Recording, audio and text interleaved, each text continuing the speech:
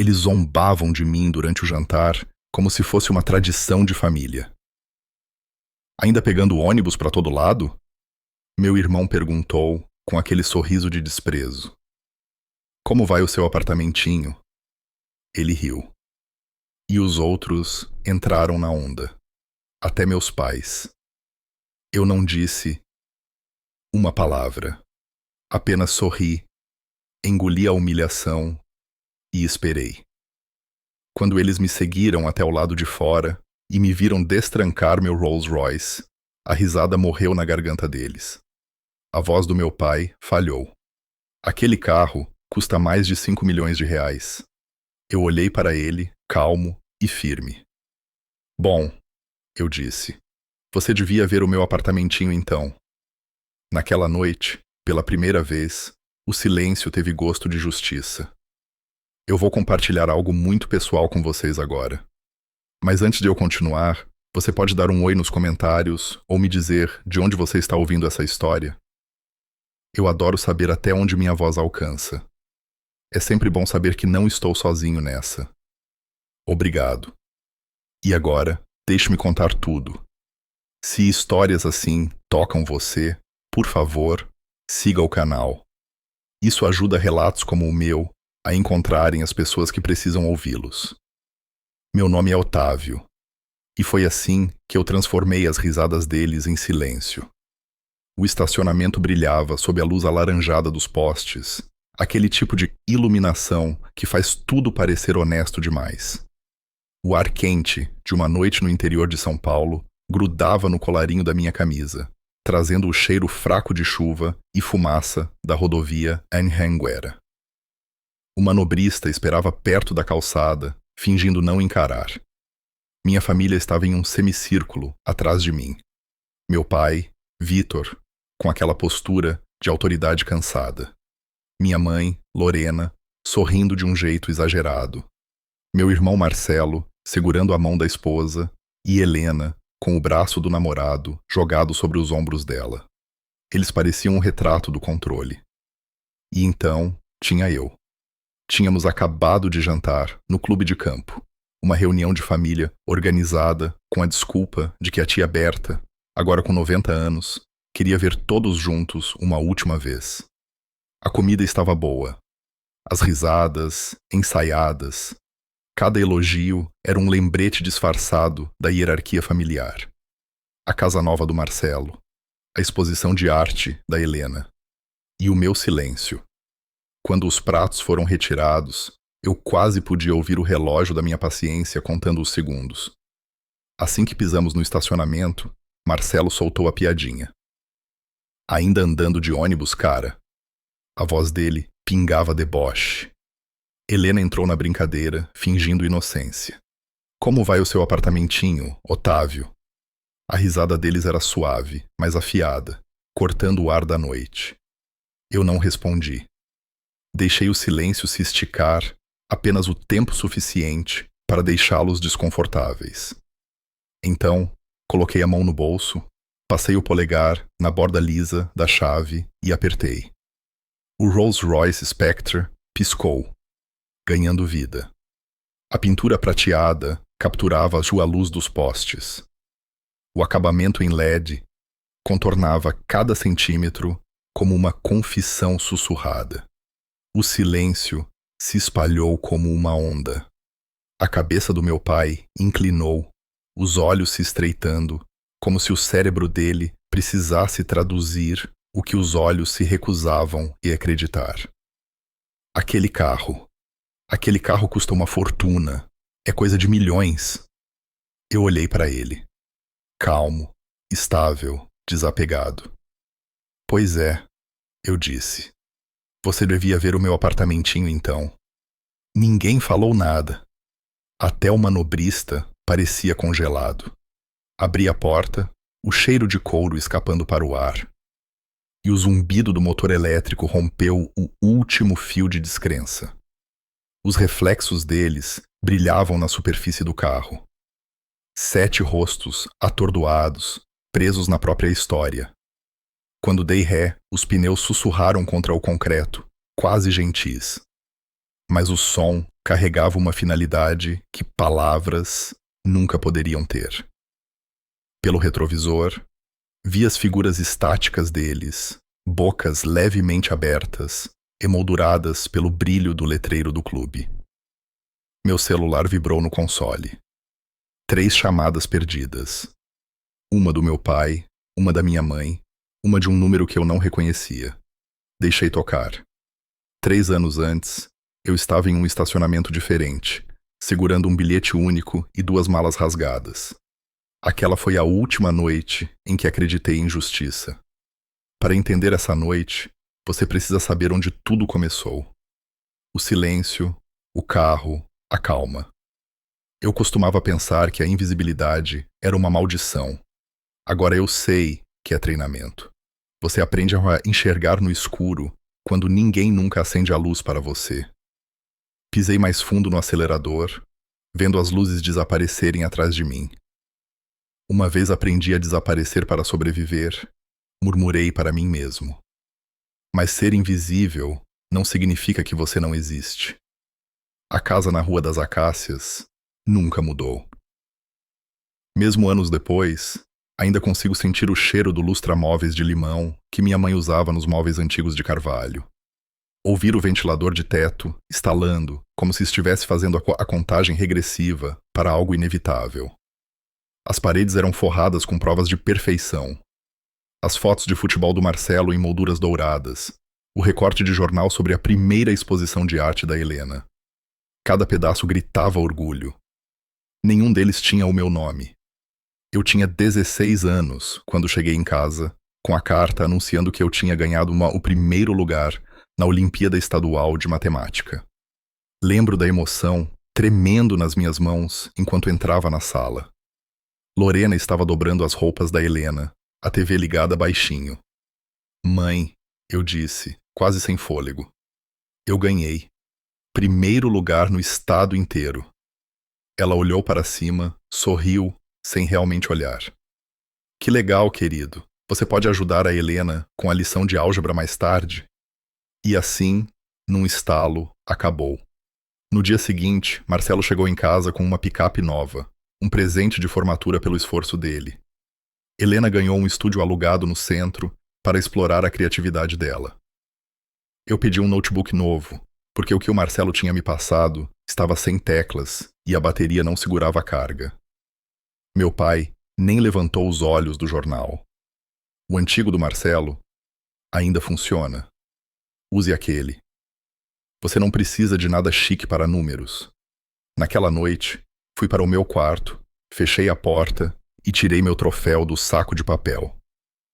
O banho de ouro pegou o último raio de sol passando pelas persianas. Passei o dedo sobre a gravação. Otávio Sampaio, primeiro lugar. Esperei o orgulho vir. Ele não veio. Ficou ali, pesado e vazio. Na sala, eles riam, planejando o jantar. Sentei em silêncio, ouvindo o barulho dos garfos e pratos, o som de um pertencimento acontecendo em um lugar onde eu não fui convidado. Abri a gaveta debaixo do armário no meu quarto e coloquei o troféu lá dentro. A gaveta rangeu com as dobradiças enferrujadas e teimosas. Ela gemeu como algo preso lá dentro. Lembro de pensar, talvez o reconhecimento soe assim. Uma voz que você não consegue libertar totalmente. Mais tarde naquela noite, notei um cartão saindo da pilha de materiais de arte da Helena. Um cartão de parabéns da tia Lívia. Uma letra cursiva bonita e uma nota de R$ 50 novinha dentro. Eu nunca tinha convivido muito com ela. Ela morava na capital, era bem-sucedida, solteira, aparente que ninguém mencionava muito. Mas ela tinha escrito, continue criando. O mundo nota quando você faz coisas boas. Por um momento, me perguntei se ela sabia que eu existia. Talvez não. Ou talvez ela fosse a única que sabia. Na manhã seguinte, meu pai jogou a jaqueta velha do Marcelo para mim. Ainda está boa, ele disse.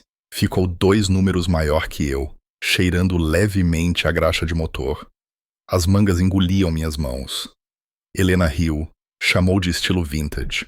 Sorri de volta, como se não importasse. Por dentro, fiz uma promessa silenciosa.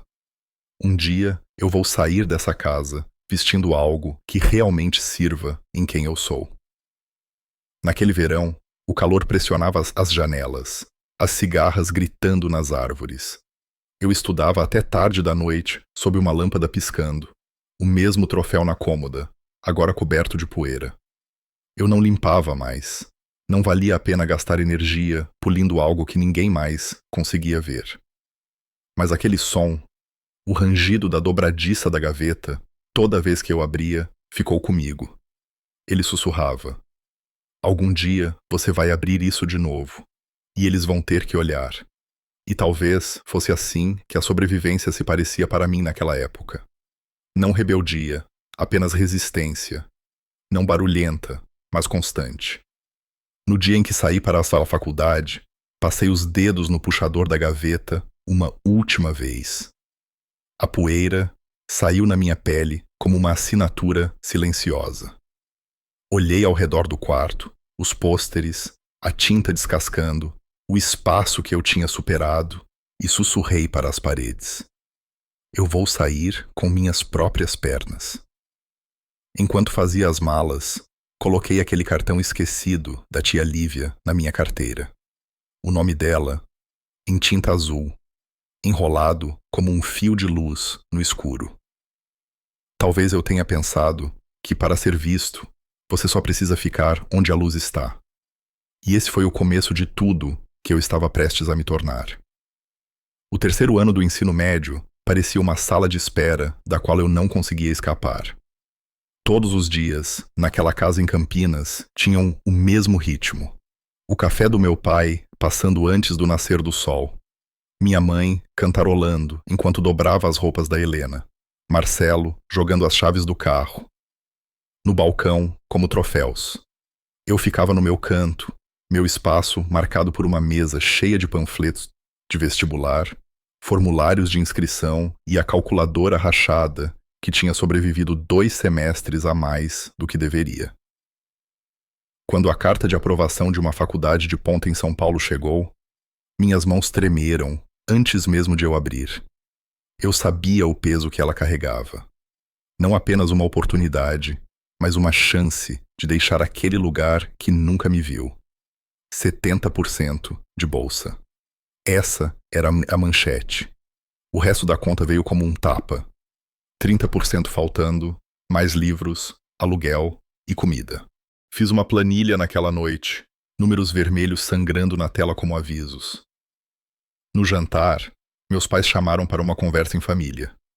O tom do meu pai era calmo, ensaiado, o tipo de tom que ele usava para dar más notícias que ele achava que soavam razoáveis.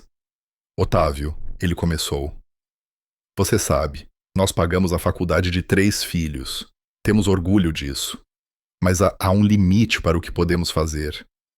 Você vai precisar dar um jeito no resto. Minha mãe interveio, sorrindo aquele sorriso educado e distante. Você é inteligente, querido. Você vai encontrar um jeito. Talvez seja a hora de aprender a ser independente. Eu apenas balancei a cabeça. Eu tinha aprendido há muito tempo que discutir só tornava o silêncio depois ainda mais frio. Naquela noite, fiquei até tarde na padaria, onde fazia bico. As luzes fluorescentes zumbiam, o cheiro de pão e cebola pairava no ar, e o seu Gustavo, o gerente, estava fechando o caixa. Você parece estar carregando mais do que sanduíches, garoto, ele disse. Eu sorri fraco e continuei limpando o balcão. De volta em casa, encarei meu telefone por um longo tempo antes de discar. A tampa traseira estava rachada. A bateria mal segurava carga. Quando a voz da tia Lívia atendeu, firme e calorosa, eu quase desliguei. Tia Lívia, eu disse baixinho. Eu preciso pedir ajuda. Não esmola, apenas um empréstimo. Consegui 70% de bolsa. Eu vou te pagar cada centavo. Houve uma pausa longa o suficiente para isso para eu ouvir meu próprio coração batendo. Então ela disse: Eu não vou te dar dinheiro, Otávio. Eu estou investindo em você. A única condição é que você nunca pare no meio do caminho. 2 dias depois, peguei um ônibus para a capital. O apartamento dela cheirava a cedro e jasmim, tudo em seu lugar. Ela me entregou uma pasta, fina e nova, com um bilhete simples. Pague quando puder. Sucesso é o único juro que eu quero. Antes de eu sair, ela me olhou direto nos olhos. Não volte pedindo a aprovação deles. Construa a sua própria. Quando voltei para Campinas, a entrada da garagem estava cheia de risadas. Meu pai estava ao lado de um carro zero, um sedã importado, com a mão no ombro do Marcelo. Você mereceu, filho, ele disse, entregando as chaves. Eu fiquei perto dos degraus, apertando a pasta na minha mão. E o seu carro antigo? Perguntei, tentando manter a voz firme.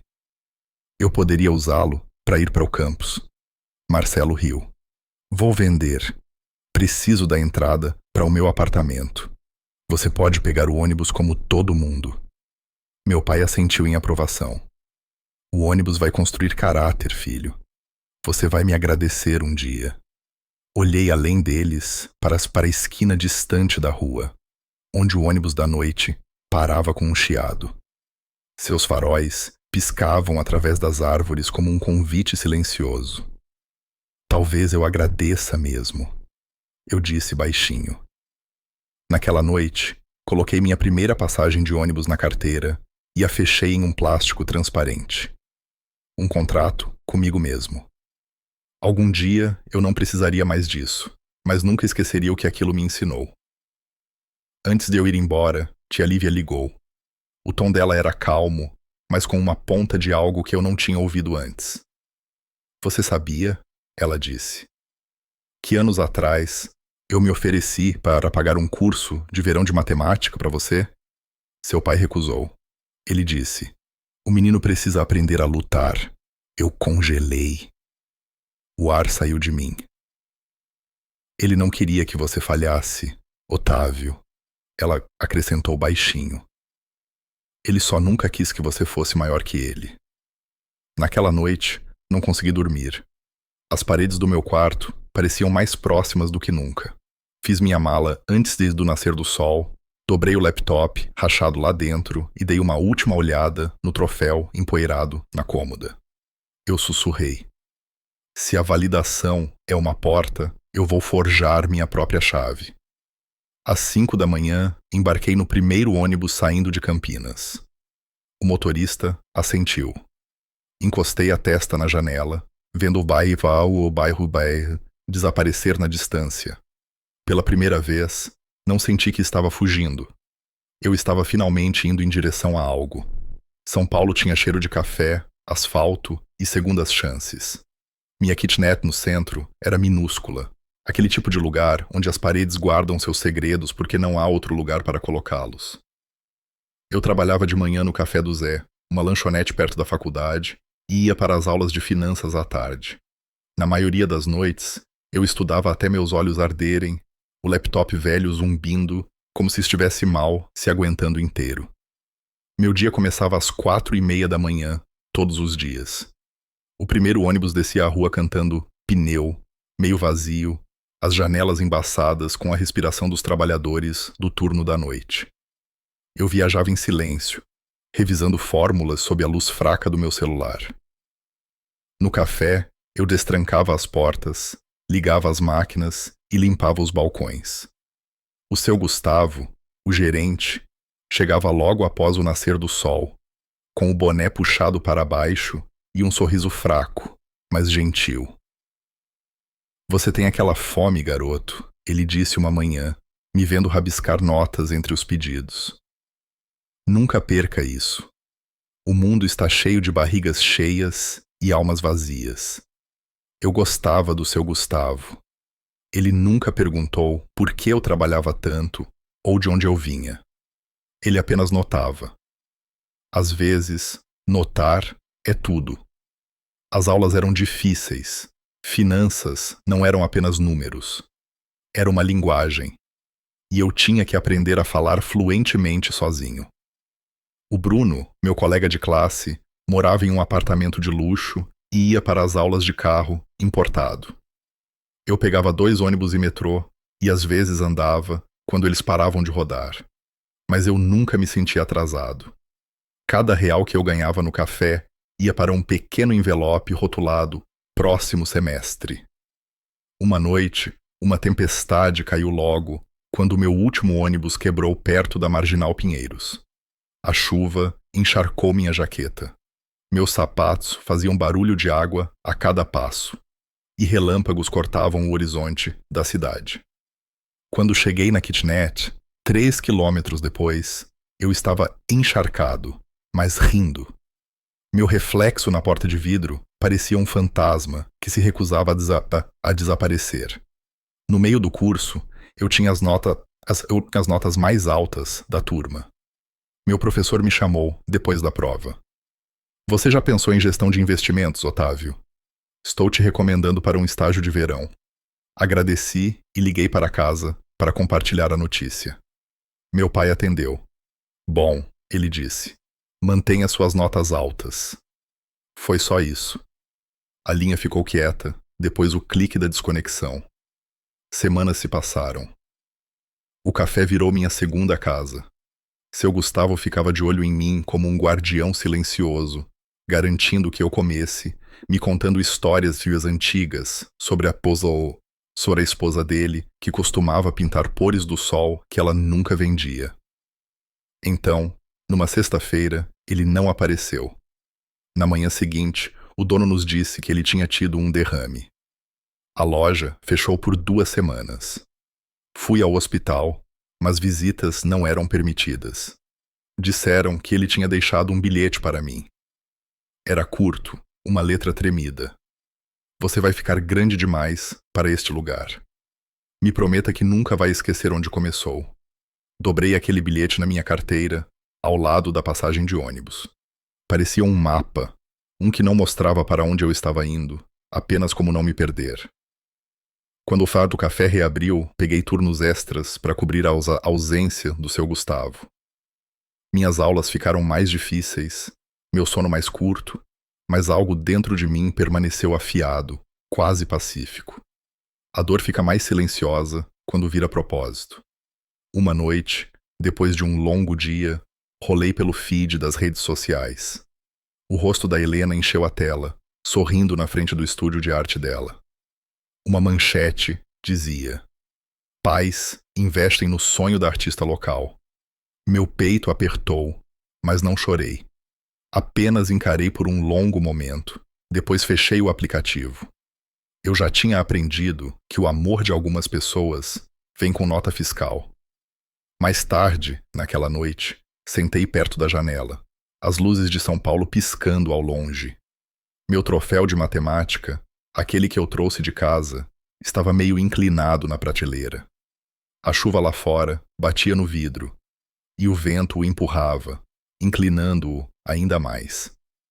Estiquei o braço, endireitei, limpei uma fina camada de poeira da borda. A passagem de ônibus na minha carteira tinha um canto rasgado agora, gasta de tanto ser manuseada. Sorri para ela, percebendo o quão longe ela tinha me levado sem se mover um centímetro. Apaguei o abajur, deitei na cama e sussurrei para o escuro. Talvez eles nunca me vejam, mas pela primeira vez eu finalmente me vejo. A casa na Rua das Acácias brilhava como uma memória que se recusava a morrer, a morrer. Fazia 2 anos desde a última vez que eu tinha passado por aquela porta. O ar de Campinas estava frio e cortante naquela noite de Natal.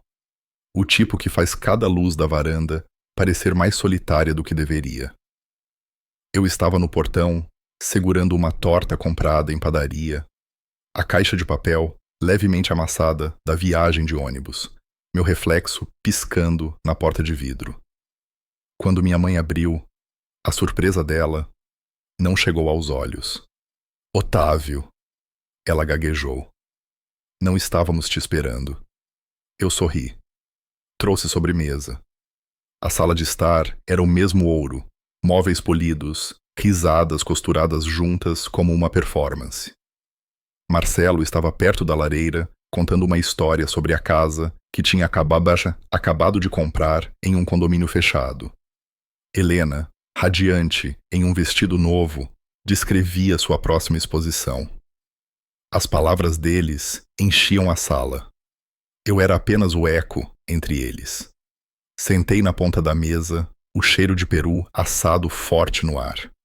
Minha mãe serviu vinho para todos, exceto para mim. Disse que já era o suficiente por hoje. Eles não perguntaram como eu estava, não perguntaram onde eu morava ou o que eu fazia. Era como se eu tivesse vagado do frio para dentro e eles estivessem esperando eu lembrar qual era o meu lugar. Ouvi a conversa deles sobre taxas de juros e financiamentos, as risadas esticando como uma superfície polida através da qual você não conseguia ver. O único som que eu fazia era o tinir do meu garfo contra a pia porcelana. Em um momento, Marcelo se inclinou, a voz pingando. Diversão. Ainda pegando ônibus para todo lado? Helena riu, apoiando o queixo onihuacho na mão. Como vai seu apartamentinho? A sala explodiu em risadinhas leves. Engoli a amargura e sorri. É bom, eu disse baixinho. Pelo menos é meu. A risada falhou por um segundo, depois recomeçou. Voltei a comer. Cada mordida tinha gosto de papelão. O jantar terminou devagar. Minha mãe anunciou o café, o tom dela brilhante de novo. Levantei e pedi licença. O ar no corredor estava mais fresco, ainda carregando o cheiro fraco de canela. Quando fui pegar meu casaco, uma mão fina segurou meu pulso. Era a tia Berta, frágil, mas com um olhar límpido. Não deixe que eles te toquem, ela sussurrou. Pessoas como eles só sabem o preço das coisas, não o valor. Os dedos dela eram frios, mas firmes. Por um segundo, esqueci de respirar. Quando me virei para a porta, algo na estante chamou minha atenção. Meu velho troféu de matemática, meio escondido atrás de fotos emolduradas do casamento do Marcelo e do estúdio da Helena. A poeira cobria a placa dourada como uma névoa. Peguei-o e senti o peso dele, mais pesado do que eu lembrava. Ninguém notou. Coloquei na minha mochila. Eu não estava roubando. Eu estava recuperando o que restava de mim. Lá fora, a noite estava escura e imóvel. Pela janela, vi meu pai rir de algo que o Marcelo disse. Cabeça inclinada para trás, boca aberta. Enquanto eu descia a entrada da garagem, as vozes deles se misturaram ao zumbido da rua. Então, fracamente, ouvi ele dizer: O garoto não vai longe. Ele é bom em sobreviver, não em viver. Parei, os dedos apertando a alça do troféu. Não olhei para trás. O ônibus chegou alguns minutos depois, os freios chiando, duo como um suspiro. Sentei perto da janela, vendo a casa encolher atrás de mim, as luzes desaparecendo no escuro. A chuva começou a cair, riscando o vidro. Meu reflexo parecia mais velho do que eu lembrava, mais afiado. Na próxima vez que eles ligarem, murmurei. Não vai ser para rir, vai ser para pedir. 3 anos podem mudar a forma de um homem. Eu tinha 30 anos agora, morando no 40º andar de um prédio na Faria Lima, onde a cidade parecia um mar de luzes silenciosas. Toda manhã eu tomava meu café enquanto o sol nascia atrás dos arranha-céus e pensava em como o mundo costumava parecer pequeno. Eu trabalhava em um grande banco de investimentos, gerenciando portfólios que valiam mais do que tudo que minha família já teve. Na minha mesa ficavam 2 coisas que não pertenciam àquele mundo. Uma passagem de ônibus selada em plástico e um troféu de matemática. A placa com o nome agora estava polida e limpa. No dia em que fui promovido, minha equipe aplaudiu, estouraram champanhe e eu sorri para fotos com as quais não me importava. Naquela noite, dirigi para casa em silêncio, o zumbido do Rolls-Royce preenchendo o ar. Meu celular vibrou no console. A tela acendeu. Mãe ligando. 3 anos. Deixei tocar 2 vezes antes de atender. Oi, mãe. Otávio, sua tia Berta está visitando. Ela disse rápido, como se tivesse ensaiado. A família toda vem jantar no sábado. Ela pediu especificamente para te ver. É importante. Não nos envergonhe. As palavras dela pressionaram como velhas impressões digitais contra uma cicatriz curada. Eu disse: estou ocupado nesse fim de semana.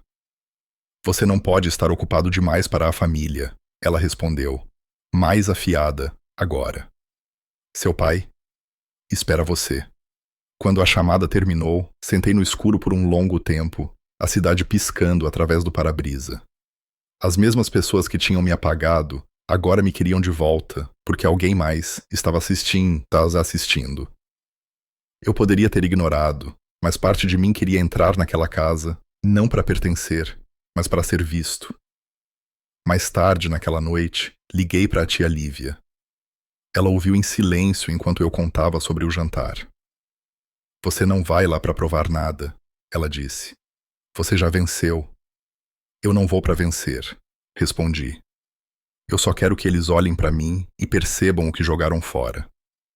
Ela suspirou suavemente. Então, entre de cabeça erguida. Não carregue os fantasmas deles com você. A manhã seguinte trouxe notícias que bateram mais forte do que eu esperava. O seu Gustavo tinha falecido. Um colega do café me mandou o obituário por e-mail. Tinha uma foto. O boné inclinado para a frente. Aquele mesmo sorriso. O mundo parecia menor de novo. No testamento dele, disseram que ele deixou um bilhete para alguns de nós que trabalhamos para ele. O meu dizia: você conseguiu, garoto. Lembre-se de onde começou e nunca perderá para onde está indo. Sentei na minha mesa, encarando as palavras.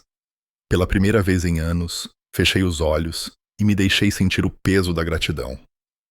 Me preparar para voltar a Campinas foi estranho.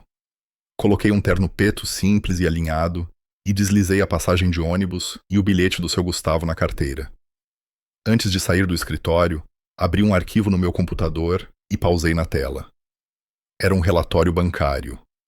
Vitor Sampaio, meu pai. Listado sob avisos de hipoteca atrasada. 3 pagamentos atrasados. A casa estava escorregando pelos dedos dele. Não soube se sentia pena ou simetria. Naquela noite, enquanto eu caminhava pela garagem do prédio, um manobrista correu até mim. Senhor, seu Rolls Royce está pronto, ele disse, me confundindo com um cliente. Por um momento, quase o corrigi. Então percebi que ele não estava errado. Dirigindo para casa, as luzes da cidade se moviam sobre o capô polido do carro como linhas de poesia. Pensei na casa em que cresci, na poeira no meu troféu, nas risadas naquela mesa de jantar. A ironia era quase poética. Eles me ensinaram a resistir. Nunca me ensinaram o que fazer quando a resistência vira sucesso. Estacionei na minha garagem, desliguei o motor e deixei o silêncio se estabelecer. Lá fora, o vento varria as ruas, suave e distante. Meu reflexo encarava de volta da janela escura, calmo e inabalável. Eu não vou voltar para ser perdoado, disse baixinho. Vou voltar para terminar a frase que eles começaram. Na manhã seguinte, saí de São Paulo, antes do amanhecer. A estrada se estendia à frente, vazia e prateada, sob a luz nascente. Ao entrar em Campinas, as placas da cidade passavam piscando, como fantasmas de capítulos antigos. A última vez que me viram, eu carregava um passe de ônibus e uma mala que mal fechava. Desta vez, eu carregava um nome que eles não podiam ignorar. Quando parei do lado de fora da casa, o reflexo do Rolls Royce brilhou nas janelas. Lá dentro, eu podia ver silhuetas se movendo ao redor da mesa de jantar, risadas vazando pelo vidro. Desliguei o motor, respirei fundo e sussurrei. Vamos terminar isso.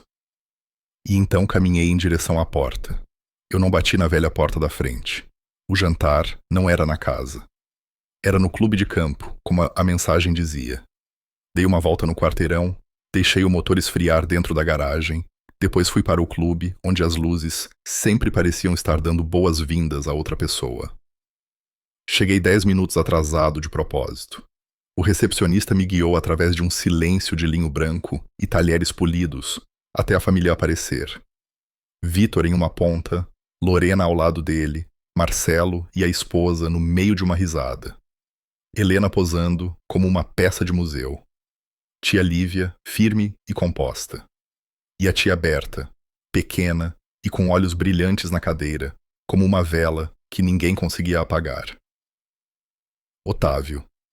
Aí está você, Vitor disse, levantando-se com o sorriso de um homem que prefere uma plateia. Estávamos te esperando.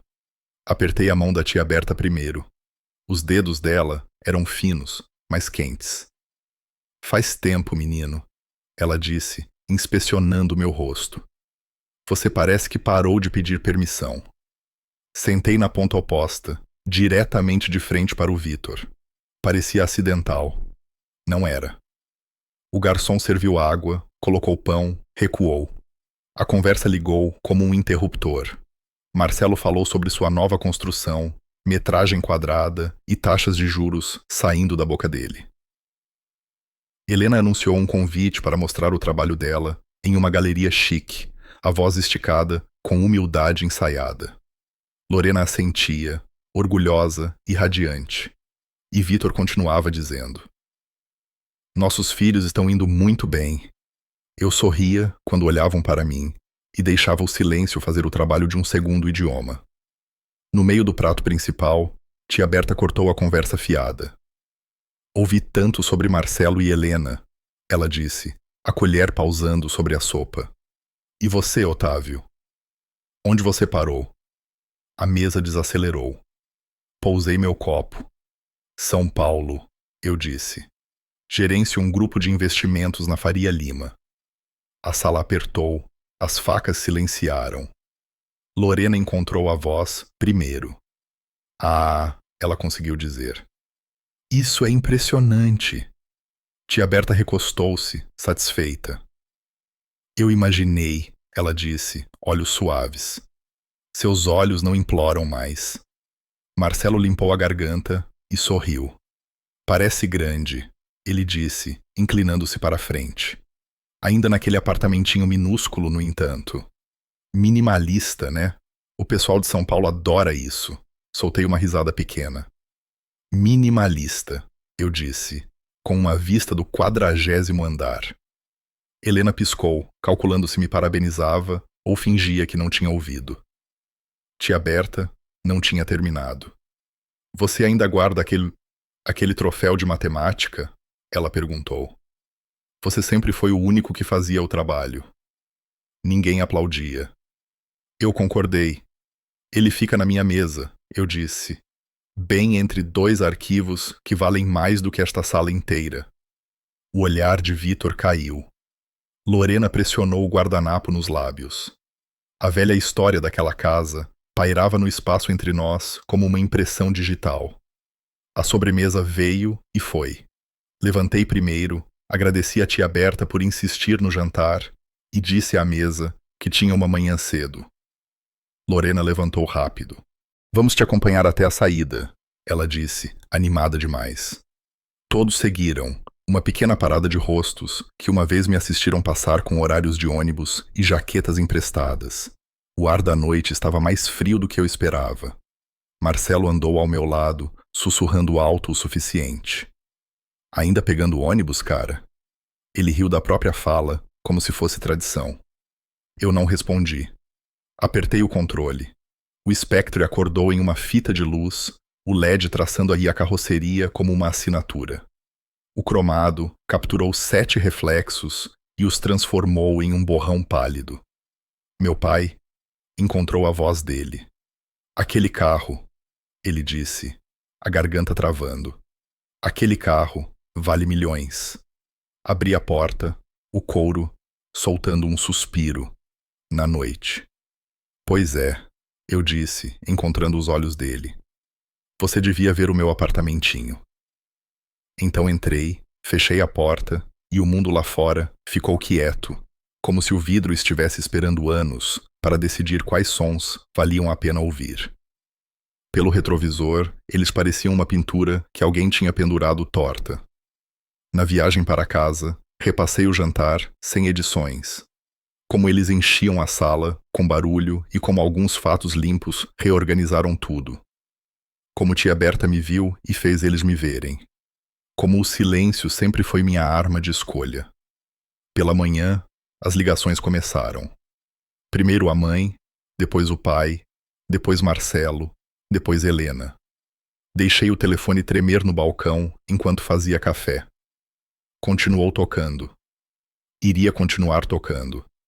Eles precisaram de 3 anos para não dizer nada e apenas uma noite para lembrar meu número. Tomei um gole, assisti a fumaça subir e, finalmente, atendi. Encontre com a gente, minha mãe pediu. Só por alguns minutos. Queremos conversar. Olhei para a passagem de ônibus na minha carteira, para a borda polida do troféu na minha mesa e disse: na padaria perto do meu escritório, daqui a 30 minutos. Cheguei 5 minutos atrasado, de propósito. Eles estavam esperando perto do meu carro na garagem. Postura rígida, sorrisos cuidadosos. Lorena juntava as mãos como se fosse rezar. Vitor ficava meio passo atrás, olhos no chão e depois rapidamente para cima. Tem 1 minuto? Ela perguntou. Só queremos conversar. Apontei para a rua. Lá dentro, eu disse. Aqui não. A padaria estava clara, com a luz da manhã, aquele tipo que faz tudo parecer honesto, querendo ou não. Pegamos uma mesa de canto. Pedi café preto. Eles pediram o que pessoas educadas pedem quando querem algo. Lattes bem quentes. Sentamos em um triângulo de silêncio até minha mãe começar. Estamos orgulhosos de você, ela disse. Não dissemos isso o suficiente. Meu pai acrescentou. Pessoas cometem erros. Famílias se resolvem. Mexi o café em círculos lentos. O que estamos resolvendo? Perguntei. Meu pai colocou a xícara na mesa como se pesasse uma tonelada. Marcelo vai casar, ele disse. Helena está planejando o dela. O do dela também. Casamentos são caros. Se você contribuísse um pouco, aproximaria todo mundo. Mostraria que você se importa. A sala ficou muito quieta, aquele tipo de quietude que te pergunta quem você é. Olhei para os dois e sorri sem calor. Então, eu compro minha volta para ir para a família. Eu disse. Lorena balançou a cabeça rapidamente. Não, não, ela disse. Apenas apoio. Apoio familiar. Deixei o silêncio esticar até sentir ele puxar. Vocês lembram do Natal? Perguntei. Quando eu trouxe uma torta e sentei na ponta da mesa de vocês e ninguém me perguntou uma única coisa? Vocês lembram da piada sobre o meu apartamento? A boca do meu pai apertou. Os olhos da minha mãe ficaram marejados. Nós estávamos errados, ela disse. Podemos fazer melhor. Peguei minha carteira, deslizei um cartão pela mesa, depois puxei de volta e coloquei do meu lado. Esta é minha conta de investimento pessoal, eu disse. Rendeu 7 dígitos no último trimestre. Nada disso é para vocês. Estou abrindo uma bolsa de estudos. Vai levar o nome do Gustavo, o homem que me deixou estudar atrás de um balcão de café e me disse que eu ficaria grande demais para aquele lugar. Lorena piscou. Quem é Gustavo? Alguém que me tratou como uma pessoa, eu disse. Quando minha própria família me tratou como um problema a ser gerenciado. Coloquei um pequeno plástico na mesa. Dentro dele, a primeira passagem de ônibus que eu guardei. As bordas estavam macias de anos se movendo comigo. Isso custou menos do que qualquer presente que vocês deram aos meus irmãos, eu disse. Mas me levou mais longe do que qualquer um deles jamais foi por mim. Isso me ensinou que o amor nem sempre é de graça. e eu cansei de pagar por ele. Eu levantei. Meu pai inspirou como se fosse falar. Depois, exalou nada. Minha mãe tentou pegar minha mão e encontrou apenas o reflexo da janela. Deixei dinheiro suficiente para cobrir os 3 cafés. Não estou com raiva, eu disse. Raiva é uma coleira. Eu não uso mais coleiras. Lá fora, o ar bateu limpo no meu rosto. O Rose estava quieto e seguro, a pintura capturando o sol pálido. Deslizei para trás do volante, toquei a passagem de ônibus uma última vez, depois guardei de volta onde pertencia. Enquanto entrava na estrada, a cidade se abria na minha frente como uma página que finalmente entendia sua própria história. Na rampa para a Marginal, o horizonte de São Paulo se dobrava no espelho. A mensagem da tia Lívia vibrou no meu telefone quando parei para abastecer 1 hora depois. Você fez o certo. Perdoar não é esquecer. É encerrar os pagamentos. Sorri, sem precisar. Eles me ensinaram o preço de tudo. Eu ensinei a mim mesmo o valor de uma coisa. Eu mesmo. Eu não ganhei gritando. Eu ganhei deixando a porta destrancada e passando por ela. Liguei o piloto automático, deixei o motor se estabilizar e assisti a estrada se desenrolar como se estivesse esperando por mim, desde o dia em que dobrei aquela primeira passagem no plástico. Eu não estava devolvendo nada. Eu estava me redimindo. E o único som que eu precisava agora era a quietude que segue uma frase terminada. Às vezes, ir embora não é vingança, é recuperação. Quando você para de perseguir a aprovação, você finalmente encontra a posse em si mesmo. Se essa história fez você sentir algo, deixe um simples oi ou me diga de onde você está assistindo. Eu adoraria saber que você está aqui ouvindo. E se você acredita na força silenciosa e em segundas chances, não esqueça de se inscrever. Muitas das nossas histórias estão apenas começando.